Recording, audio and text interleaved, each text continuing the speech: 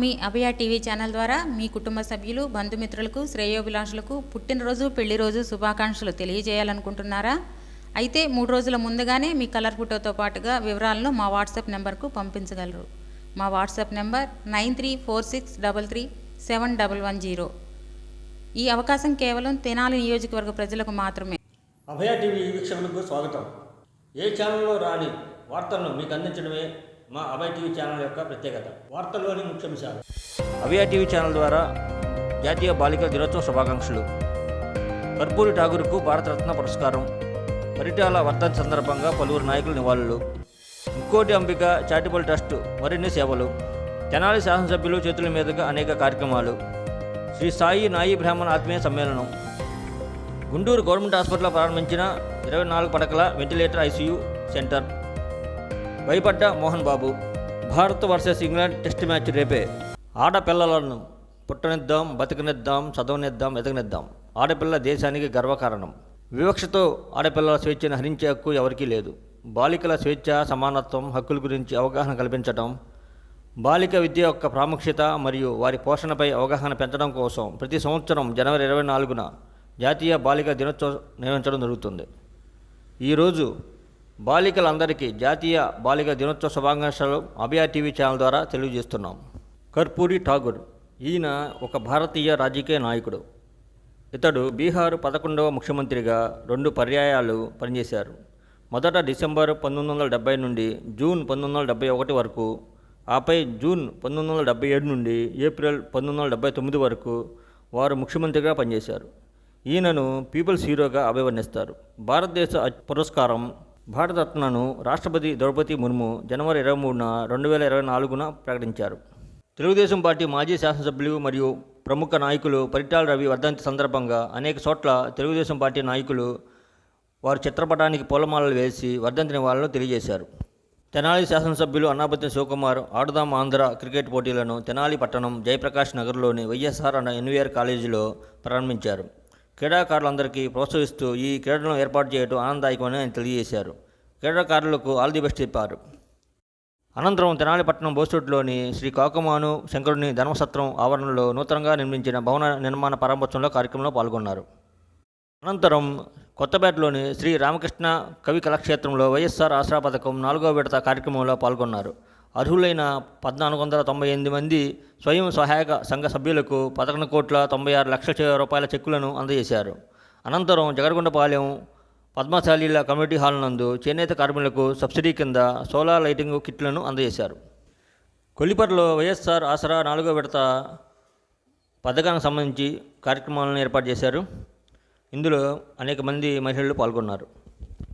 తెనాలిపట్నం 30వ ward Indiranagar కాలనీలో చెందిన ఉక్కుసూరి Satish 19 brain డెడ్తో మరణించిన విషయం తెలిసిందే. ఈరోజు మాజీ మంత్రివర్యులు శ్రీ ఆలపాటి రాజేంద్ర ప్రసాద్ గారు మట్టి ఖర్చుల నిమిత్తం పంపిన ఆర్థిక సాయమును వారి కుటుంబ సభ్యులకు అందజేశారు. రాష్ట్ర వైద్య ఆరోగ్య శాఖ మంత్రివర్యులు శ్రీమతి విడుదల చేతుల మీదుగా గుంటూరు ప్రభుత్వ హాస్పిటల్లో నూతనంగా అత్యాధునిక వసతులతో నిర్మించిన 24 పడకల హై ఎండెడ్ వెంటిలేటర్ ఐసీయూ సెంటర్ని ప్రారంభించారు. ఈ కార్యక్రమంలో గుంటూరు నగర మేయర్ కావటి మనోహర్ నాయుడు, జిల్లా కలెక్టర్ వేణుగోపాల్ రెడ్డి, తూర్పు నియోజకవర్గ ఇన్ఛార్జ్ నూరి ఫాతిమా మరియు వైద్య ఆరోగ్య శాఖ అధికారులు పాల్గొన్నారు. అయోధ్యకి వెళ్ళడానికి భయపడి వెళ్ళలేదు అని చెప్పిన ప్రముఖ తెలుగు సినీ నటుడు మోహన్ బాబు. నాకు కూడా ఇన్విటేషన్ రావడం జరిగింది, కానీ అన్ని సెక్యూరిటీస్ ఇస్తానన్నా కూడా అక్కడ పోవడానికి భయపడి వెళ్ళలేదు. క్షమించని మాత్రం రాశాను.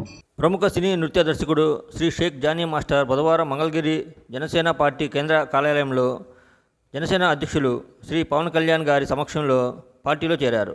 ఆయనకు శ్రీ పవన్ కళ్యాణ్ గారు కండువా కప్పి సాదరంగా పార్టీలోకి ఆహ్వానించారు. ముక్కోటి అంబికా సేవా చారిటబుల్ ట్రస్ట్ ఆధ్వర్యంలో 2024 క్యాలెండర్ను ట్రస్ట్ చైర్మన్ దంపెట్ల శివ గారు ఆవిష్కరించారు. ఆయన మాట్లాడుతూ ట్రస్ట్ ఆధ్వర్యంలో అనేక సేవా కార్యక్రమాలు చేపట్టామని, రానున్న రోజుల్లో మరింత విస్తరిస్తామని అన్నారు. మనకు ఉన్నంతలో సాయం చేయడం మించిన తృప్తి మరొకటి ఉండదని అన్నారు. ట్రస్ట్ ఆధ్వర్యంలో చేసిన సేవా కార్యక్రమాలను తెలుగు పంచాంగంతో కలిపి ఒక సరికొత్త క్యాలెండర్ను రూపొందించామని తెలిపారు. ఈ ట్రస్ట్ కార్యక్రమానికి ట్రస్ట్ కోఆర్డినేటర్ పిఆర్ఎస్ అధ్యక్షులు శ్రీరాములు, కాపుసేన తోట ప్రకాష్ గారు, అనంతపురం క్రీడా విభాగం వారు తదితరులు పాల్గొన్నారు. శ్రీ సాయి నాయి బ్రాహ్మణ సంక్షేమ సేవా సంఘం ఆధ్వర్యంలో జరిగిన నాయి బ్రాహ్మణ ఆత్మీయ సమ్మేళనంలో తెలుగుదేశం పార్టీ నాయకులు వెనిగండ్ల రాము గారు పాల్గొన్నారు.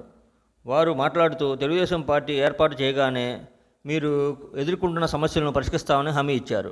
ఈ కార్యక్రమంలో నాయి బ్రాహ్మణ సమాజ రాష్ట్ర అధ్యక్షులు దేవరపల్లి కోటి, చర్లపు దుర్గారావు, వికృతి పోతురాజు, సుబ్రహ్మణ్యం తదితర నాయకులు పాల్గొన్నారు. గుజరాత్ సూరత్కు చెందిన 14 ఏళ్ల భవిక మహేశ్వరి అనే బాలిక అయోధ్య రామమందిర నిర్మాణం కోసం 52 లక్షలు సేకరించింది. మందిర నిర్మాణం కోసం ప్రజలు విరాళాలు ఇస్తున్నారని తెలుసుకొని బాలరాముడి కథలు చదివింది. 3 ఏళ్లలో 50,000 కిలోమీటర్లు ప్రయాణించి బహిరంగ సభల్లో 300కు పైగా ప్రదర్శనలు ఇచ్చింది. అలా వచ్చిన 52 లక్షలు భవ్య రామమందిర నిర్మాణం కోసం ఇచ్చి ప్రశంసలు అందుకుంటుంది. అయోధ్య నగరంలో ఏర్పాటు చేసినటువంటి బాలరాముడి విగ్రహం పోలినటువంటి విగ్రహం హైదరాబాదులో శంషాబాద్లోని రామ్నగర్ దివ్యక్షేత్రంలో ఉందని, ఈ విగ్రహానికి 1500 సంవత్సరాలు చరిత్ర ఉందని కానునూరి సూర్యనారాయణమూర్తి గారు తెలియజేశారు. బాలరాముడి రూపంలో అర్యోధ్యలో సుప్రతిష్ఠితం కాబోతున్నటువంటి తరుణంలో అలాంటి అర్చామూర్తి మన భాగ్యనగరానికి సమీపంలోనే ఉంది. శంషాబాద్ దగ్గర రామనగర్ అనేటటువంటి దివ్యక్షేత్రంలో వెలిసినటువంటి ఆ రామాలయం అత్యంత పురాతనమైన ఆలయం. ఉజ్జాయింపుగా ఒక 1500 సంవత్సరాల చరిత్ర ఆ ఆలయానికి ఉన్నది అంటూ స్థానికులు చెబుతూ ఉన్నారు. అంత పురాతనమైన ఆ ఆలయంలో గర్భాలయంలో అర్చనలు స్వీకరించేటటువంటి ఆ ప్రధాన మూర్తి అత్సు ఏ విధంగానైతే బాలరాముడిగా ఆర్చి వలె ఉండేటటువంటి వంపు ఆ నిర్మాణం, ఆ వంపు పైన దశావతారాలు, వంపు పై భాగంలో సూర్యచంద్రులు, స్వస్తిక, ఈ నిర్మాణాలన్నీ కూడా కలశంతో సహా అచ్చు అదే విధిగా రూపుదిద్దుకున్నటువంటి రూపం మనం ఇక్కడే శంషాబాదులో రామనగర్లో కూడా చూడవచ్చు. భారత్ వర్సెస్ ఇంగ్లాండ్ జట్ల మధ్య టెస్ట్ మ్యాచ్ రేపు ఉప్పల్ స్టేడియంలో అనగా జనవరి 25 ఉదయం 9:30 ప్రారంభం కానుంది.